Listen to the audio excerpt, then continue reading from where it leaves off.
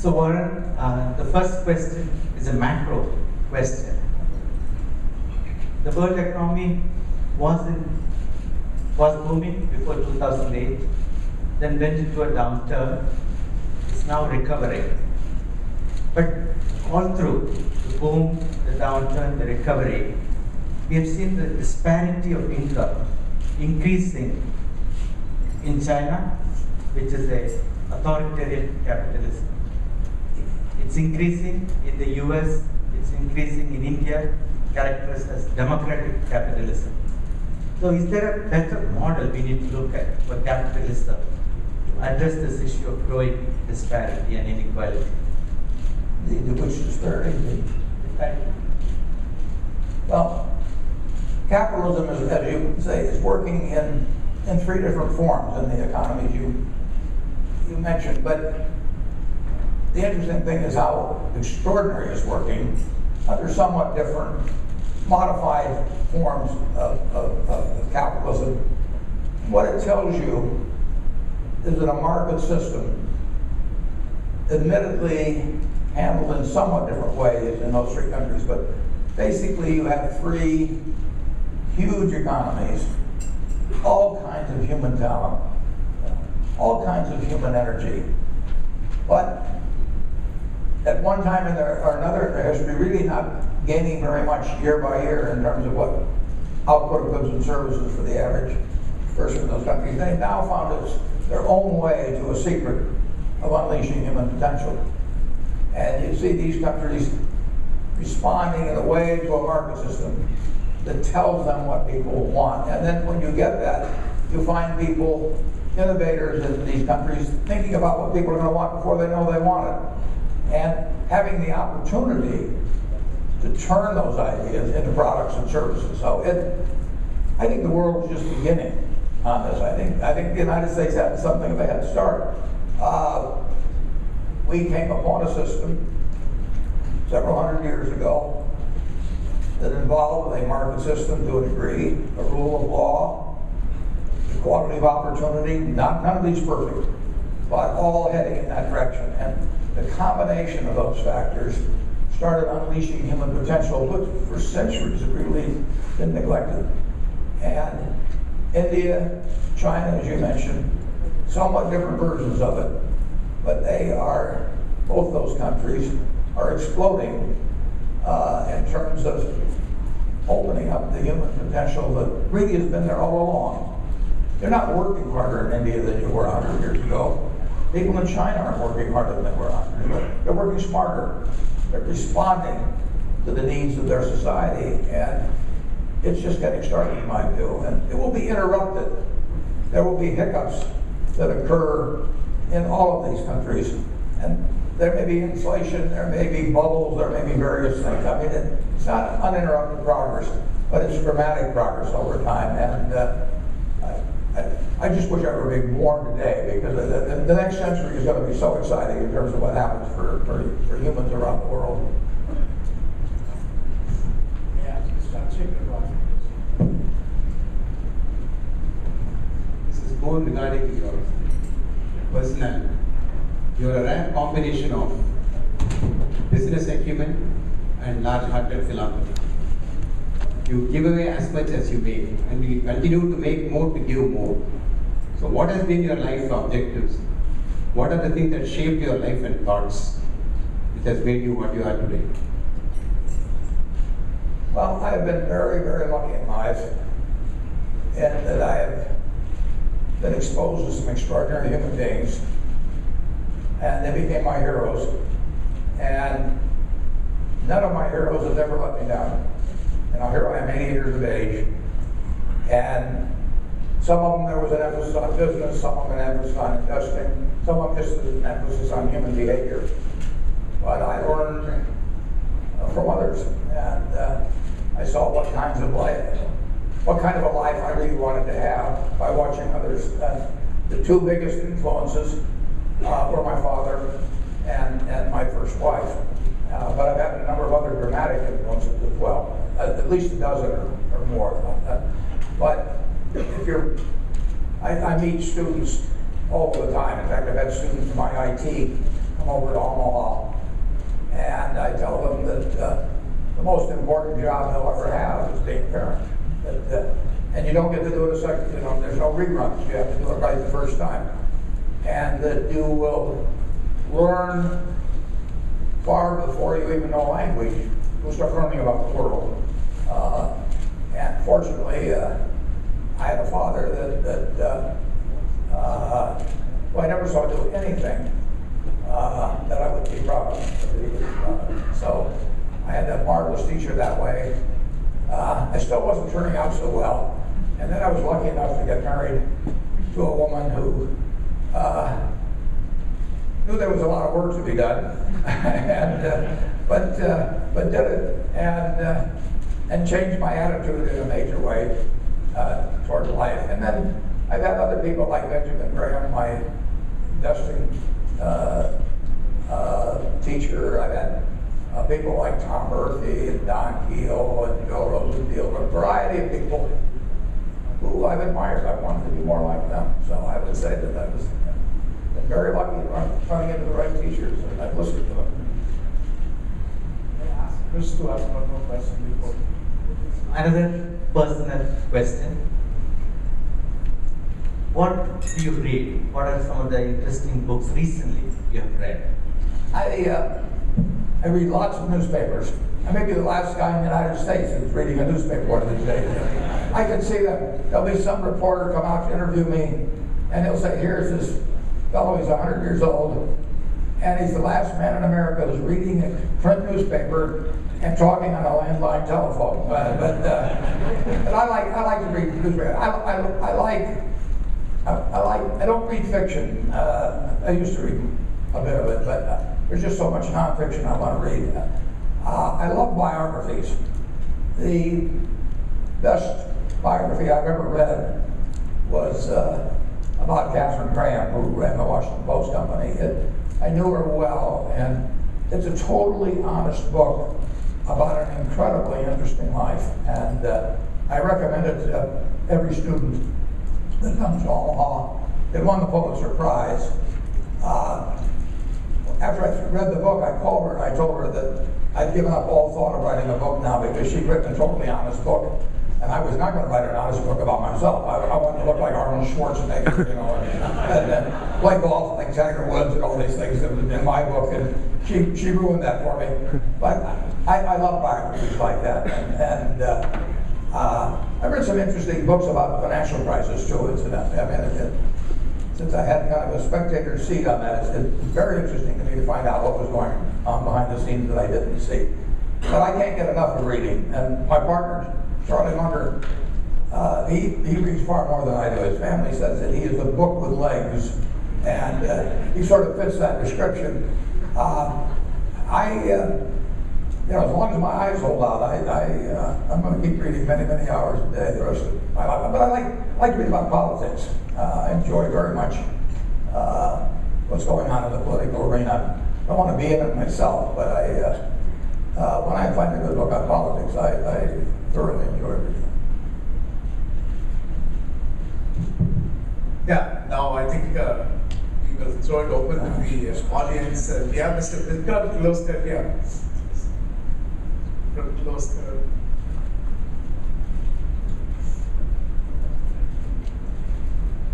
Yes, sir.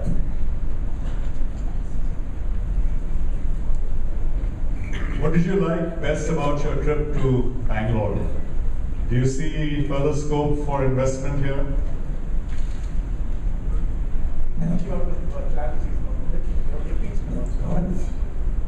What did you enjoy best about your trip to Bangalore? I've enjoyed meeting the people I've met so far, and seeing with my own eyes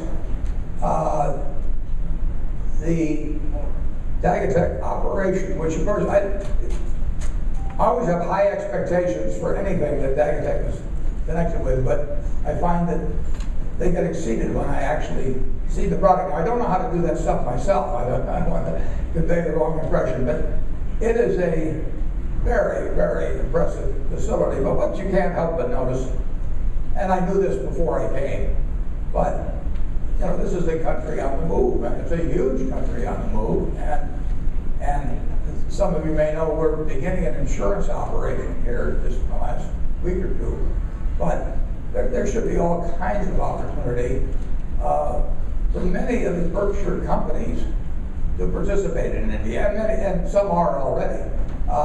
Kathy Tamras, who's right here with me, runs Business Wire, which is a major information distributing business throughout the world, and she has 3 offices in India, and she's hoping to leave India with more clients than when she came to India. So, call me and I'll put you in touch with her. We will.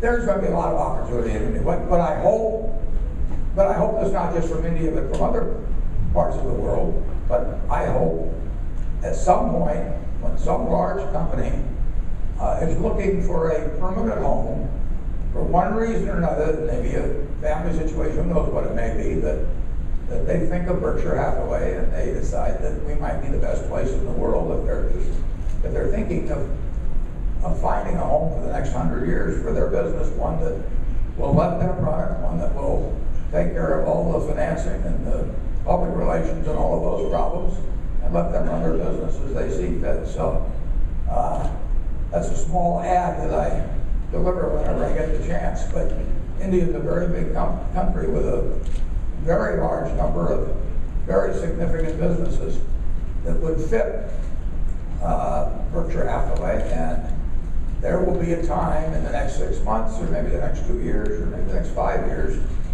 when somebody that is in control of one of those businesses for one reason or another needs to look for a new home, and don't forget me.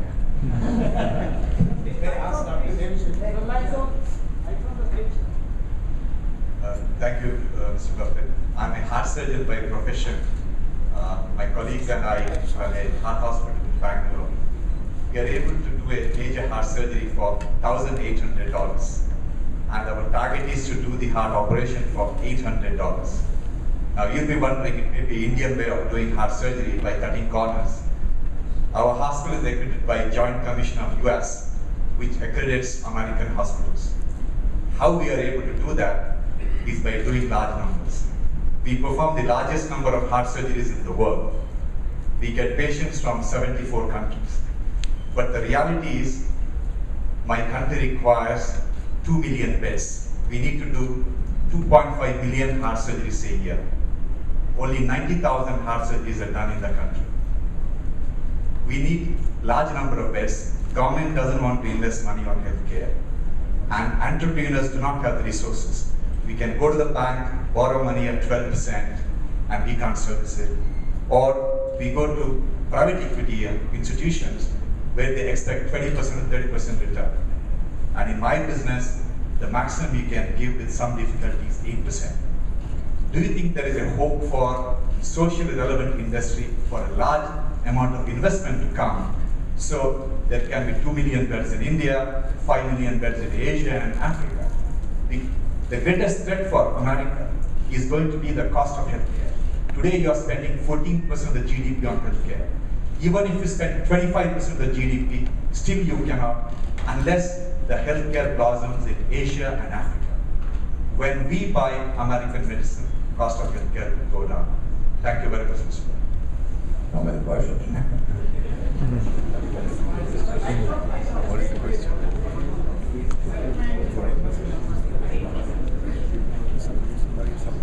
Mr. Buffett, Yeah, all I'm trying to say is that, is there a scope for large-scale investment in healthcare at modest return expectation?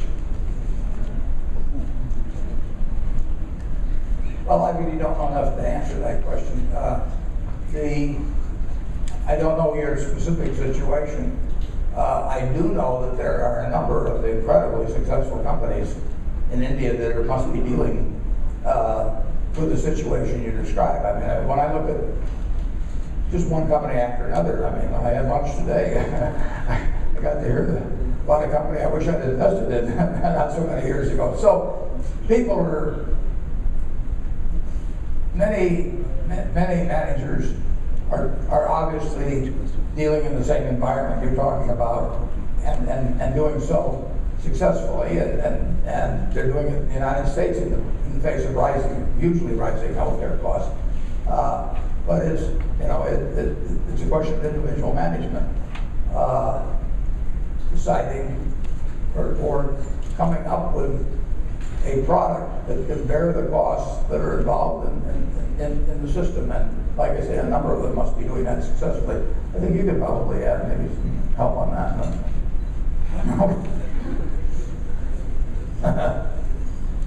Hello. So I just want to ask you, all of us are successful in our own little way, in our own businesses, in our own profession and everything. And we all attribute different percentages of a success to luck. So how much would you say your success is attributable to luck? And how much is it to your, of course you have, you know, you're definitely a very clever man, I'm sure, you know. I'm just wondering what percentage would you attribute to luck? I've been enormously lucky. I'm glad I was. I was born in 1930. The United States was a wonderful place to be born in. If I'd been born in a different society, I would not have, many different societies, I would not have had the same chances. So in 1930, I was born with the right sort of wiring. I didn't order that wiring or anything, but I was born with wiring that worked very well in a big capitalistic system. In terms of capital allocation, you know, I could have been wired to be a teacher. I could have been wired to be a law enforcement officer. Who knows? But I had to be in something where the payoff was terrific. And as I told you, I was born with a father that raised my sights in all kinds of ways. I was the recipient of unconditional love from a parent that I worshiped. Now, it doesn't get any better than that. So I won what I call the ovarian lottery the day I was born. And I can't take any credit for that. That was just plain dumb luck. When I was born in 1930, I had two sisters, one younger, one older. They're just as smart as I am. They had the same energy level, everything else. But the opportunities weren't the same for two girls at that time as they were for a boy. It was just a different situation in the United States. That's changed dramatically. It hasn't been totally evened up. But at the time I was around, my parents wasn't like they said, because you're a boy, you're going to do better than your sisters or anything sort. It wasn't said at school, but it was there all of the time in the atmosphere. So my sisters grew up with a different expectation of what they could do in life than I did.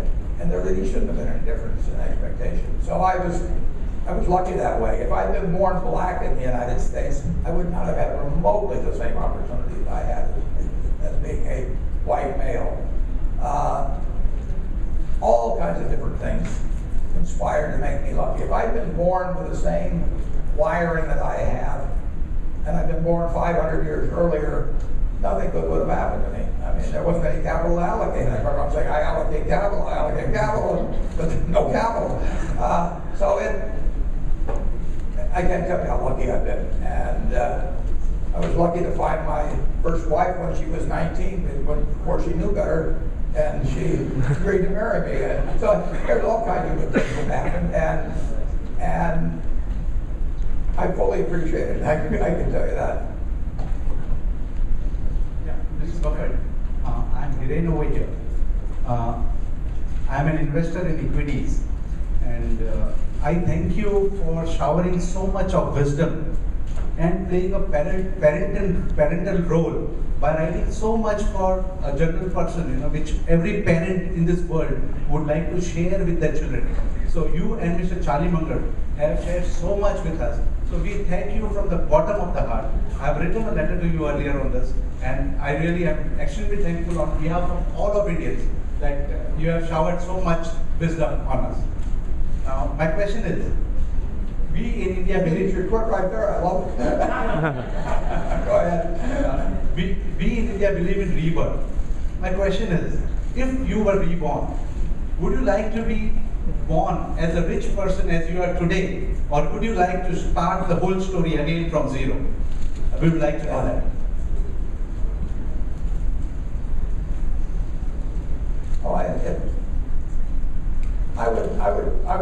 born today. And frankly, things have worked out so well for me. I just can't imagine it being much better under any different circumstances. So I would take pretty much the same. I would, if I had a choice, I would opt for very much the same path that has occurred in my life. I get to do every day, and I've been doing it for 60 years, I get to do every day what I love to do. I tell students, if you can, take the job you would take if you were independently wealthy. I mean, you should be doing something that you love to do every day. And I've had that opportunity now for a long, long time. And I get to work with people that are cheerful, that are capable, that we like each other enormously. And so when I go to work every day, there's nothing that causes my stomach to churn. I mean, I am having fun all of the time. And you mentioned my partner, Charlie Munger, and I should have mentioned him earlier. Charlie and I have been partners now for 52 years. We disagree on some things. We both are strong-minded, but we have never had an argument. And I've learned all kinds of things from Charlie, and I've had a much better time going on this path through life because I've had these wonderful partners. I've had wonderful partners with 2 wives at home. I've had wonderful partners in business, and I really wouldn't want to change any aspect of it. I personally, I would much prefer not to be born rich. I would like to be born with certain talents that are useful to society so that I could have a good life from that. But the idea, what would I gain by being rich? I mean, I can tell you 99% of what I have is surplus. So I quit working for money many, many decades ago. It piles up, you know, but it isn't, it has no utility to me. And if I'd been born rich, you know, I might not have known who my friends were. I can't imagine my life developing as well as it has. So don't test me out. I don't want you to. If you were thinking of putting me in your will, don't take me out. But it's really, you should have as much fun on the journey as anything you might anticipate at the destination. I mean, if you're not having fun on the journey, you're not going to have fun as it continues. I mean, it's not going to get better later on. I mean, do what you love doing with a passion early on, and good things happen. Thank you. Mr. Buffett,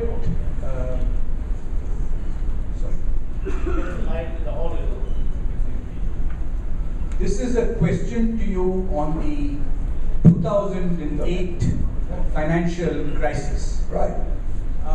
Even before that, there has been, as far as one is able to read, a fair amount of distrust of corporations globally on part of the general public. Post 2008, the distrust seems to have grown much deeper, and survey after survey shows that average man on the street doesn't quite like the corporation. He suspects its motives, and so there is a sort of a trust deficit. And the events of the 2008 meltdown seem to highlight certainly questionable behavior on the part of many large corporations. So where do you stand in this whole, let's say, perceptional thing? And do corporations really need to fundamentally change the way they do things?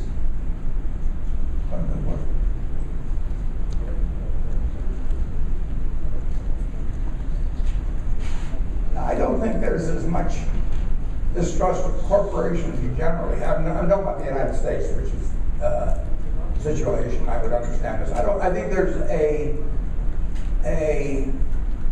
disgust with the behavior of many of the leaders of particularly financial corporations. I don't think the average citizen has changed their opinion of most of the companies in retailing or manufacturing or service industry. But I think that in terms of how they feel about financial institutions, I think there has been a significant change. And I think, of course, what really upsets people in the United States is that the financial sector, which in many ways contributed, although it was just one of many contributors, to the panic and really extraordinary events of the fall of 2008, that the institutions that required the help of society saw the leaders of those institutions that had required that help and caused enormous upset in society, or helped cause it. That they've gone away rich, gone away unpunished, nobody's gone to jail, and that's upsetting, I think, to people. And I think it will continue to be upsetting to some degree.